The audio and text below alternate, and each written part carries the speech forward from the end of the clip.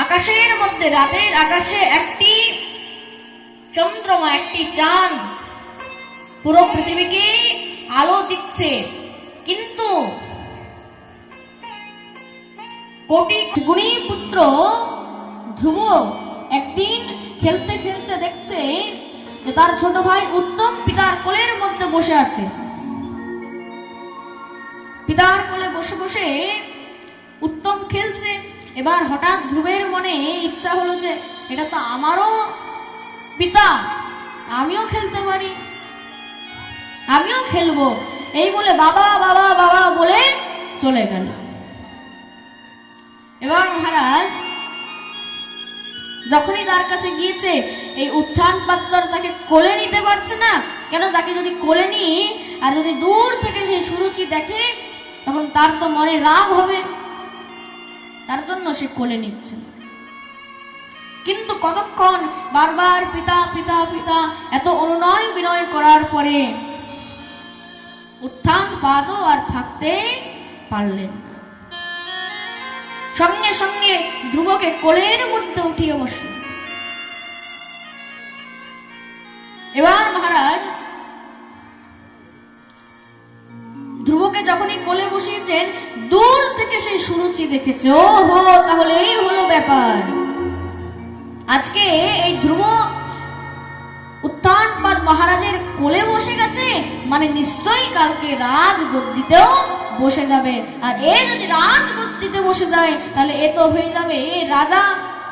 আর এ যদি রাজা হয়ে যায়, তাহলে এই আমার পুত্র উত্তম এ তো হয়ে যাবে তার দাস, আর দাসের মা আমি হয়ে যাব দাসী। না না না না না, সেই দিন আসতেই দেব না। এই বলে মহারাজ দৌড়ে চলে গেল। দৌড়ে গিয়ে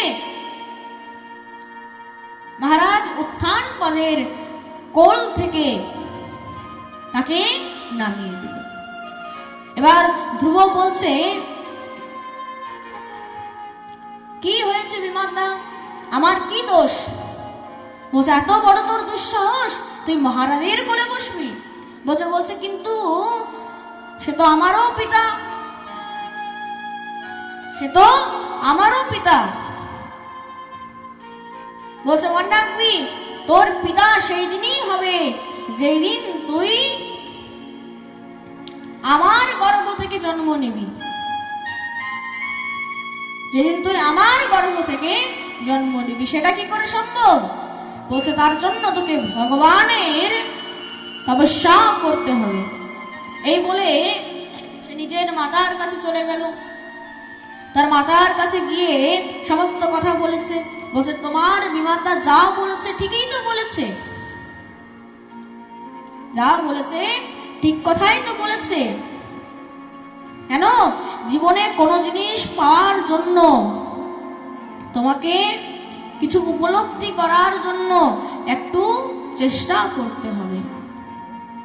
বলছে, উদ্যমে নহি সিদ্ধন্তি কার্যানীন মনোরথৈ নহি সুপ্তস্য সিংহস্য প্রবিশন্তি মুখে মৃগা। অর্থাৎ উদ্যমে নহি সিদ্ধন্তি, কিছু চেষ্টা করতে হবে, কিছু পাওয়ার জন্য চেষ্টা করতে হবে, উদ্যম করতে হবে।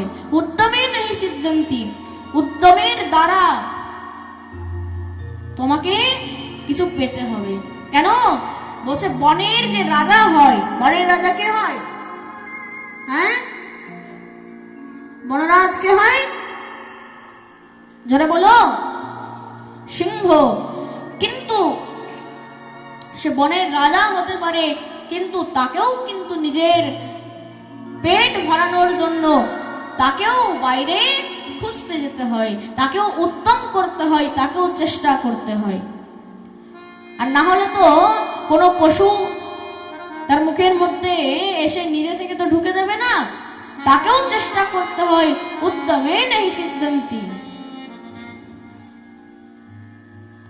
আমাদের এই যে কমিটি এত সুন্দর পাঠের আয়োজন করেছে, তাদেরকেও উদ্যম নিতে হয়েছে তো, তাদেরকেও চেষ্টা করতে হয়েছে। দেখুন, তারা শুধু মনের মধ্যে সংকল্প নিয়েছিল যে আমরা করাবো। আর দেখুন ভগবান যে মেয়ে নেই সিদ্ধান্তি, তোমাকে তার জন্য তপস্যা করতে হবে। তো বলছে তপস্যা করব কি করে, কি করে করতে হয় তপস্যা? বলছে সেটা তো আমিও জানি না, কিন্তু আমি শুনেছি যে বনের মধ্যে, জঙ্গলের মধ্যে, সেখানে খুব সুন্দর ঋষিমুনিরা ভজন করেন। তাদেরকে যদি দর্শন পাও, তাদের চরণের মধ্যে পড়ে যাবে, তাদেরকেই বলবে, তারাই তোমার ভজনের রাস্তা করে দেবে। এবার ক্ষত্রিয়ের বাচ্চা, তার হাতের মধ্যে বীণা রয়েছে আর মুখের মধ্যে শুধু নারায়ণের নাম লেগে রয়েছে, নারায়ণ নারায়ণ নারায়ণ। সে কে? হ্যাঁ, দেবর্ষি নারদ। তো মহারাজ তার চরণের মধ্যে পড়ে গেছে, হে মুনিবর, এবার আপনি আমাকে ভজনের রাস্তা দেখান।